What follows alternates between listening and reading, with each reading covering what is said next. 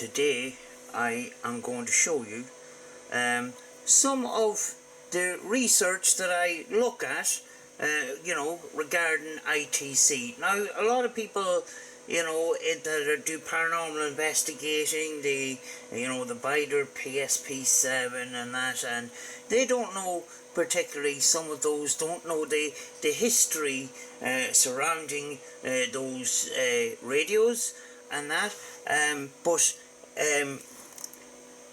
what I actually do in my spare time when I am not able to go out is I look back on other researchers, and we're not talking about present researchers, and I'm not going to mention their name, but some person that sticks some pedals on an amplifier and says that they've discovered something and that.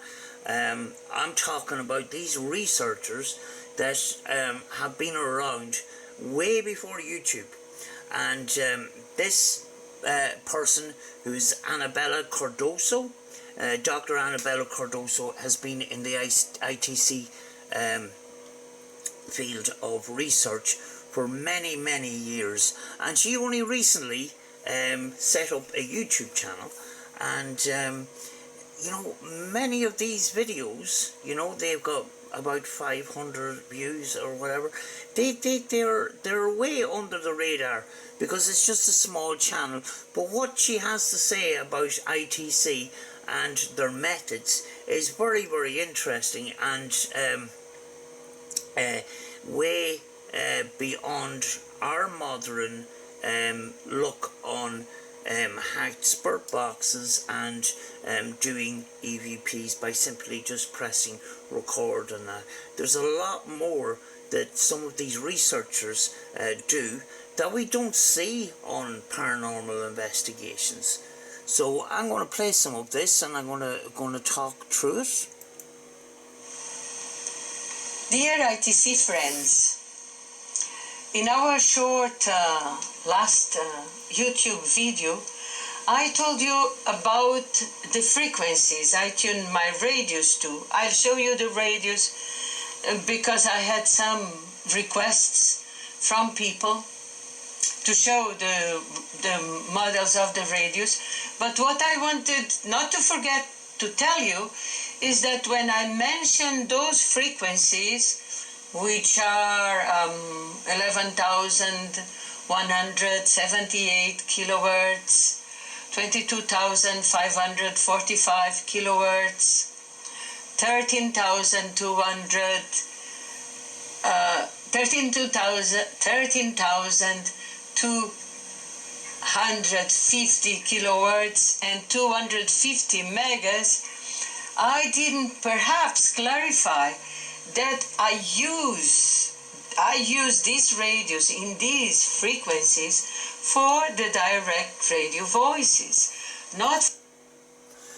What she means by direct radio voices, we're talking using a frequency and using those frequencies to get communication. And I found that fascinating ever since I seen a video way back years and years ago on Marcello Bacci, and it's a completely different method than hacked radios. Some of these researchers actually do not like the hacked radios because what they say that we are doing is, when we scan through frequencies, we're using human voices to make spirit voices, and it can be prone to pareidolia, and we do see it an awful lot in YouTube videos where people have thought they've had communication when in fact it is just radio. Now, I know the hacked radios do actually work because some of the things that come up are direct responses to our questions, and sometimes we get bad words that are not permitted on radio frequencies. But this is a different way of looking through ITC, and I actually am I'm still fascinated by it. I did do research years ago, and then I gave up for a while, but I'm actually in the background still doing this. So yeah, let's continue on and hear what she has to say.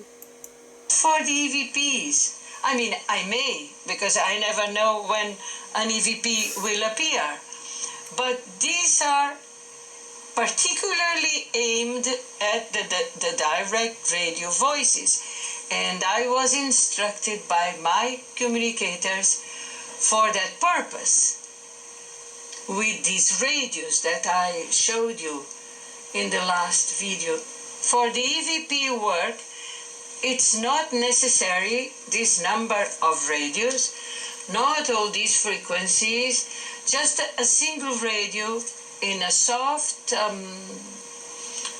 medium amplitude noise will be sufficient. So do not worry about that for your EVP work. What she is saying there basically is, do you know, you see a lot of these paranormal investigators, and they are using low-bit recorders. Now they're using these low-bit recorders, some of those would be the Panasonic RRDR60, and we have actually another one here, which is this very commonly used Olympus. And the reason why they use the Olympus is because it's easy to get the files off those particular recorders. But the reason why they're using those is because when they are set at a very low bit rate, which is 5 bits set on a very, very low bit rate, I think it's 5, but when it's set at a low bit rate, it produces a static and internal warbling noise, which the theory is that the spirits use that internal noise to produce EVPs. Now the problem there is that internal noise is not controlled, and the bit quality is so low that very often pareidolia can be produced there. But what she is actually saying here is some of these researchers, including herself, use a radio with static in the background, and she calls it a background audio support. She uses a channel, a frequency on the radio used by government. A lot of them use a government frequency used for government emergencies. So there will be no human voices in that background, and you use your recorder. She uses her computer. You can use a analog recorder, or you can use a digital recorder, but when you press record, you have this static in the background. You can also use water and things like that. So I found this information pretty fascinating. But let's move on. Nevertheless, I would like to say that we never know when the direct radio voices will come. We never know. And when they come, at least in my case, and if I remember, I do not remember very well, but I think I had only one radio. One of the old radios I showed you, one of the old valve radios I showed you, and that was the first one. The first direct radio voice came from that radio. Carlos de Almeida spoke there for the first time, replying to a question I had asked during my EVP work. Therefore, radios are necessary for the direct radio voices, of course, while for the EVPs any noise is alright, be it water, be it soft white noise of the radios, provided there are no human voices that mingle into your background noise, for the simple reason that you will be almost for sure mistaken. I find that pretty fascinating, because when you see these YouTube paranormal investigators, very often you see them, they take out their EVP recorder and they do a EVP session and they ask a few questions, and they keep it short because they don't want to have to go through a big load of audio, but they don't use that background audio support, and that's why this is one of the videos and Anna Cardoso's channel where I started using and started experimenting with background audio support in EVPs and that. So I thought it was pretty fascinating. But let's continue here. That's the reason why I do not recommend all these new software that appeared exactly for the EVPs, the spirit box, the ghost box, and so on, because they have phonemes, human speech phonemes, and this is bound to create the so-called acoustic delusions, pareidolia, in a more technical way. These hacked radios and these spirit boxes, these modern spirit boxes, which go through a scan through all the frequencies, do have human voices, and we do get responses. There's no doubt about it. The problem there is proving it on a scientific level, because we're using human speech to get spirit voices. But I have loads and loads of different hacked radios. I will continue to use them, but on the background I am still experimenting with shortwave bands, and gone back to trying to do these direct radio voices, which is very hard. It's extremely hard.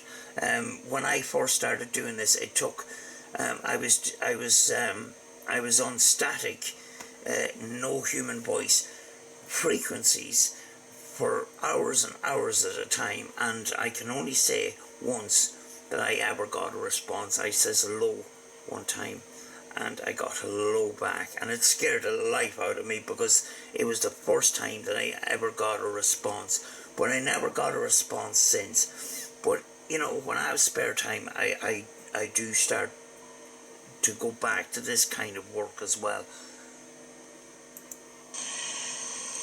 So I suppose this chapter of the recording for EVP, that's what we have been doing so far, is practically closed, with the exception that I should show you my radios, emphasizing that they are specifically aimed at the direct radio voices.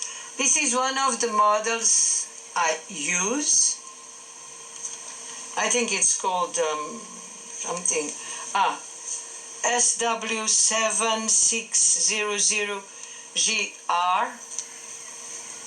It's a Sony. It happens to be a Sony. I didn't particularly recommend, or I didn't particularly buy Sony because it is Sony. Not at all. It was because the relationship between quality and price was the most favorable. And I have two of these. Have to make a note that these are not hacked radios. These are just bog standard, ordinary radios. Which is a more sophisticated model, rather powerful. And this I do not know. I can't see here the model, but I will perhaps tell you. Anyway, you can look at it.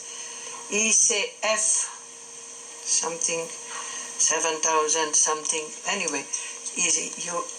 These radios were rather expensive. You do not need them. I again really stress this. You do not need these radios. If you have to get direct radio voices, you will get them. If you don't have to get them because either the communicators cannot speak at your house or you are not well suited for receiving them, whatever it is, they told Professor David Fontana that it depends on them. So, and they have said on other occasions that they do not know exactly in detail what it depends upon.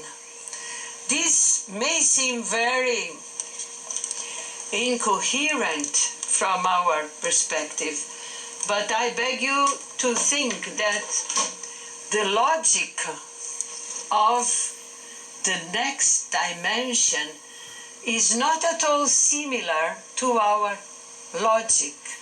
So do not take, please, our methods, our models, whatever they may be, of thought, technical, whatever, as a model for this experimentation.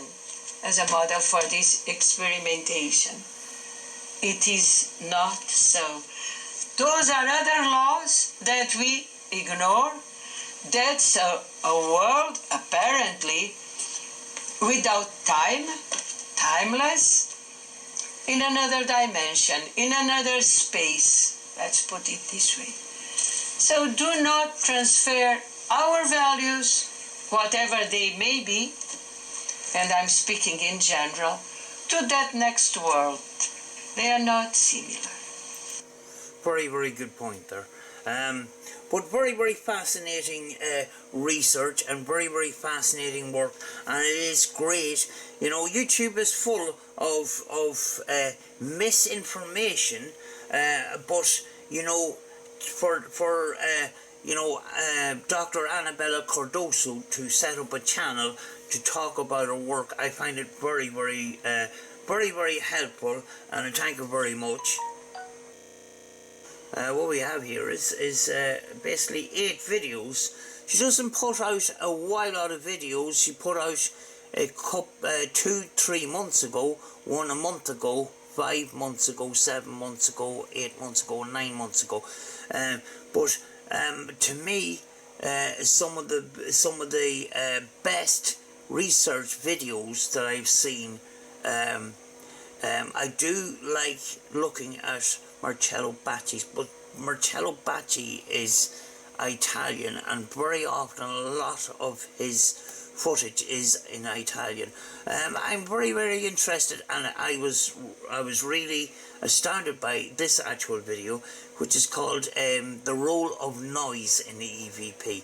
And you know, it goes to the point earlier about you know, a lot of these paranormal investigators using low bit recorders and using the internal noise. This method is using the external, using an external source noise, like water or static, with no human voices in it, which means that the external noise is controlled. With these other low bit recorders, that internal noise is part of the recorder. It is not controlled, and because it's actually low bit as well, it can be prone to pareidolia. But I'm going to play a little bit of this. Dear ITC friends, today we will speak in this video number 3 of the series that I announced some time ago. We will speak about the role of noise. I know that in video 1 I already touched the subject of noise, but we will get more into detail in this video. Why? Because noise is a very controversial issue in the field of EVP and ITC also. And why is this? Why is it controversial? Because the many tests that have been done, not only by me and my friends, but also before me by Dr. Engineer Carlo Traina in Italy, one of the great investigators of the anomalous electronic voices. Dr. Traina already proved that noise plays a very decisive role in the formation of the voices. Mind you, it's not indispensable, but we'll get there later. And then after that, we did here at the University of Vigo, at the Laboratory of Acoustics of the School of Engineering, many different tests using many different methods, known methods, to obtain the electronic voice phenomena or electronic voices, anomalous electronic voices. And one of the few conclusions that we could reach undoubtedly was that noise plays a very important role for the formation of these anomalous voices.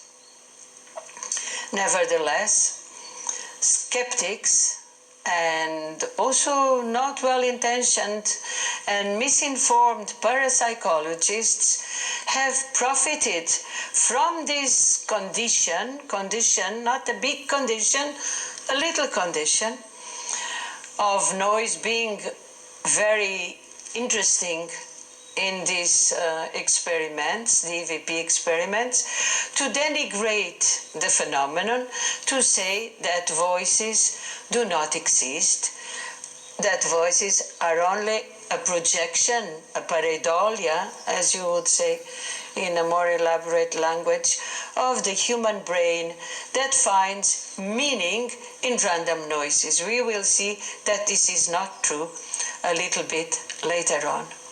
But as I was saying, in this study of 2 years that was published in Neuroquantology, I will show you the first page of the here it is, of the magazine, because if you want to, it's a long study, 50-something pages, but here it's the reference. As I said, one of the few conclusions was that noise plays a very important role in the anomalous electronic voices. So that's the reason why I thought of doing this video 3 focusing on noise. You know, when it comes to research, when it comes to paranormal research, it's great to go out there and do your own thing. But I think it is very, very important to do your research as well. And I think a lot of knowledge can really be got from some of these researchers that have been doing ITC research for many years, way before the internet. So you know, it is a massive privilege to have a channel like this, which is only you know, over at this point in time, October 2019, to have a less than 300 subscribers. I am going to leave the link to all of these videos, and I'm going to leave a link to the channel in the description down below. And you know, I suggest that you look at all of these videos, because they're absolutely fascinating. And going a little bit more elaborately into the topic, we saw in video 1 that there are many different kinds of noises that can be used. And it's all a matter of personal choice, because as one of the important investigators of the electronic voices, engineer Paolo Prezi, defined it very well, saying the experimenter or the operator is part of the experiment. Thus, this means that you should make, I will never emphasize this too much because it is important. You as a potential operator, ITC, EVP operator, you should make your own choices, the ones that more adapt to your own character, likings, tendencies, options. So my role here is only a slightly orientational one. You should make your own decisions. Very good point there. It's very important for people to experiment as well and try their own things and that. And you know, what she's saying here, this is a look into what she actually does and that. And you know, trying other things is not such a bad thing. In this discipline as well as in life, but that is obvious. So there are many types of noise. There is water noise. Many people have this romantic idea, I will say it's a romantic idea because indeed it is, that noise will be very conducive to obtaining results, using noise as acoustic support or background acoustic support, as we used to call noise. But it's not, in my opinion, we also tried with water, it's not better than any other noise. It's only all right, because water noise, be it in a small home cascade or a natural cascade, if it is a natural cascade, you have to be a little bit far from the cascade, otherwise it will be too much noise, but does not really contain all that number of frequencies. Of course it has many frequencies, but not an unlimited number as many want to believe. So you can use noise. I'll give you an example. I do not remember if I said this in video 1, but when I lived in Lyon, France, I lived the first 6 months at a hotel where I also experimented for the EVP. It was EVP at that time, because when I moved from my house here in Vigo to my house in Lyon, for 6 months there were no direct radio voices, and that when I asked my communicators, very surprised, why this happened, they replied a very easy to understand answer. They said, "You have no idea. This is very, very difficult." So when I moved from my house here in the northwest of Spain, in Galicia, to my house in Lyon, I experimented regularly, as I do here, and in different ways also. And one of them was a tap, a trickle of water from a tap. This was like a small apartment in a hotel where I put it, little water coming from the tap, a trickle, click, click, click, click.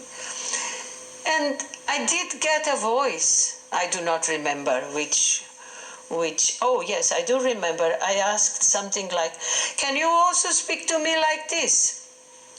And there was a recorded voice replying to me, which said, very simply, "There is not enough noise."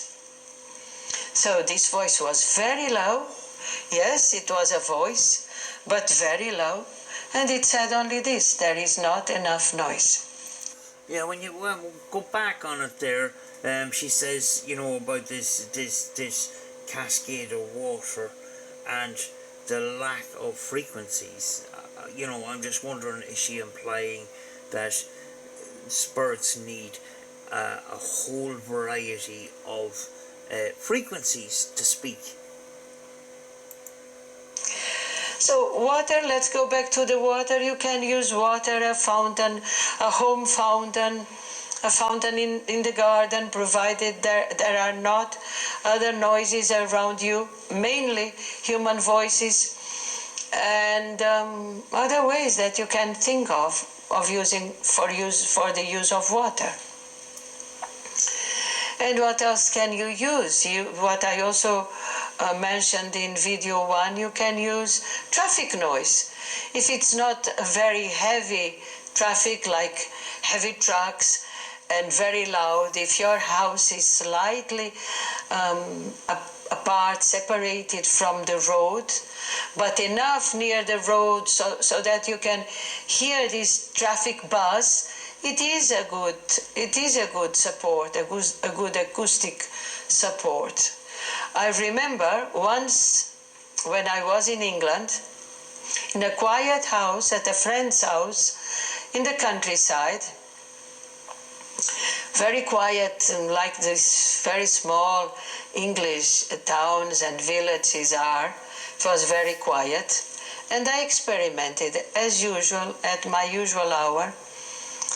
And then a motorbike, which is something also unusual in a small quiet town in England, came to the street where my bedroom was. I was experimenting in my bedroom at this friend's house.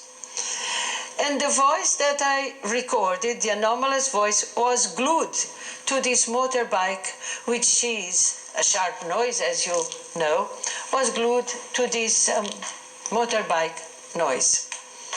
It seems that the voices like sharp noises. Later on I will show you EVPs that I have recorded many years ago, which are a very good proof of what I am saying. Another noise that you can use is music, provided it has not human voices, no singing. But if it has singing, I was going to say, and you want to use it, you can also.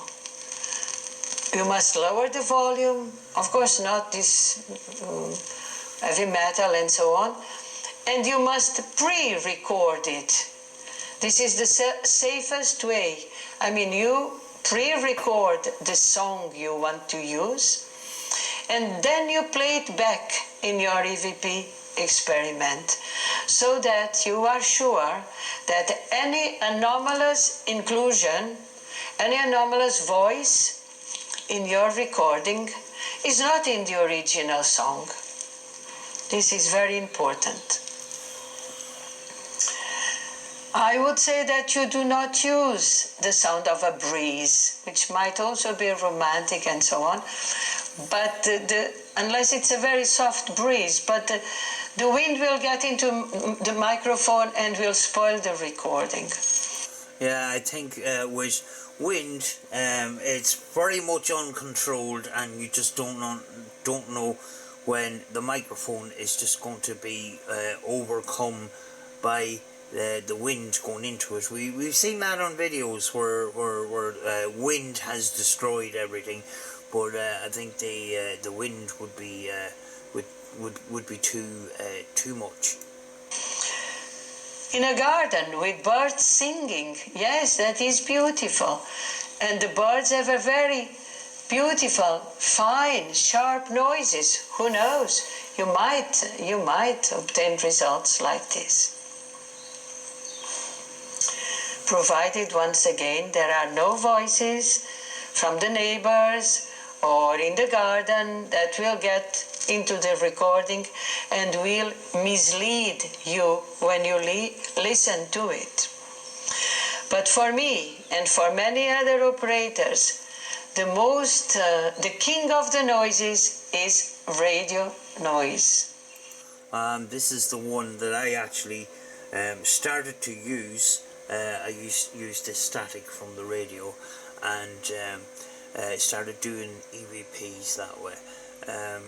Yeah, I mean, like, you don't see this. You don't see people trying these out in paranormal investigations. You just see them taking out an EVP recorder and asking a couple of questions and playing it back.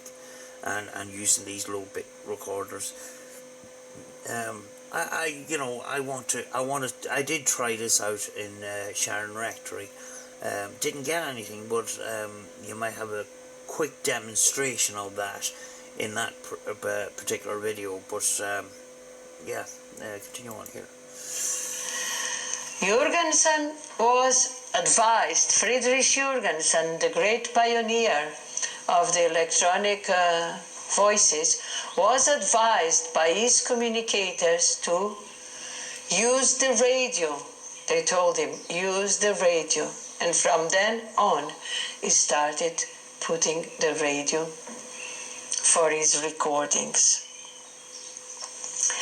Radio noise can be in any of the waves, FM, modulated frequency, medium wave, short wave.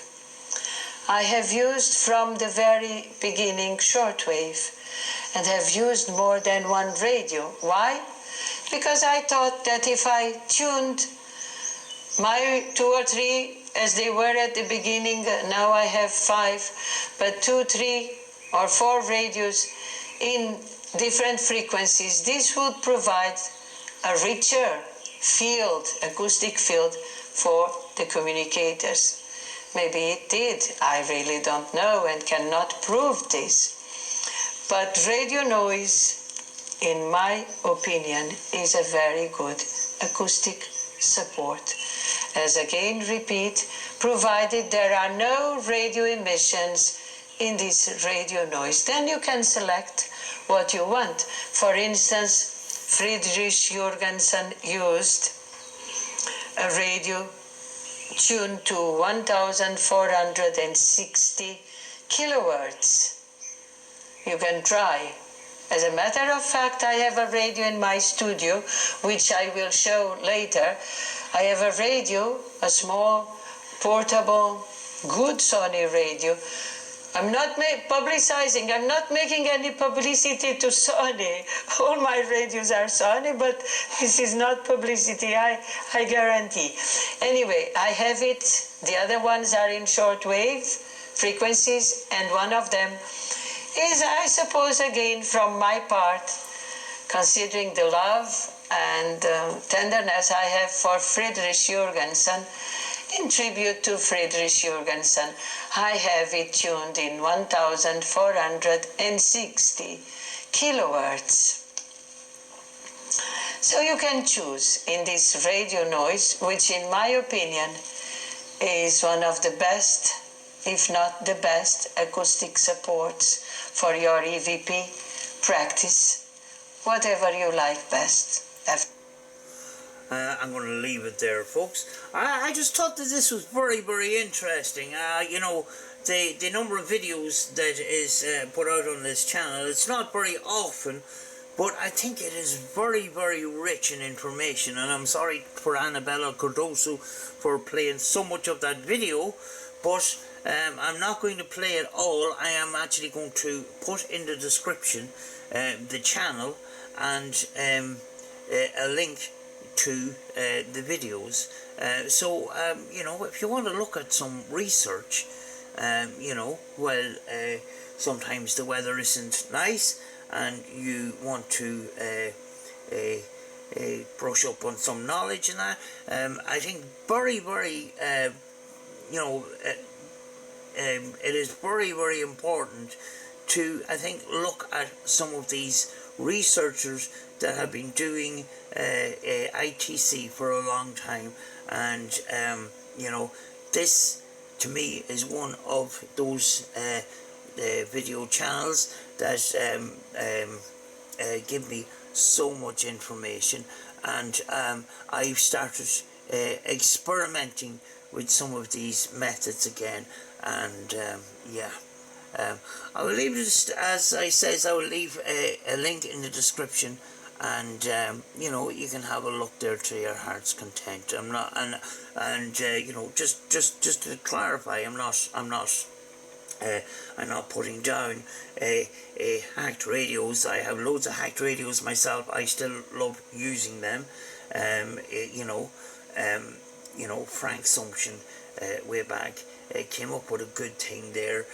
We do get responses on those. It's just some researchers have their own methods and don't approve of others. Personally, they're not actually just, they're not in many ways not knocking it. They may knock it personally because they don't want to use it, but there's all kinds of different ways, and it's very, very important that we experiment and try our own things as well. But this is what I'm doing in my spare time, and that's why I have some shortwave radios that are not hacked.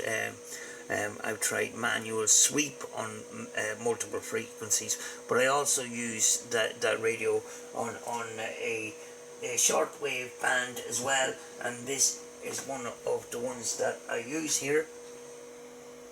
Is this radio here, which I recently got. It's got 9 different shortwave bands on it.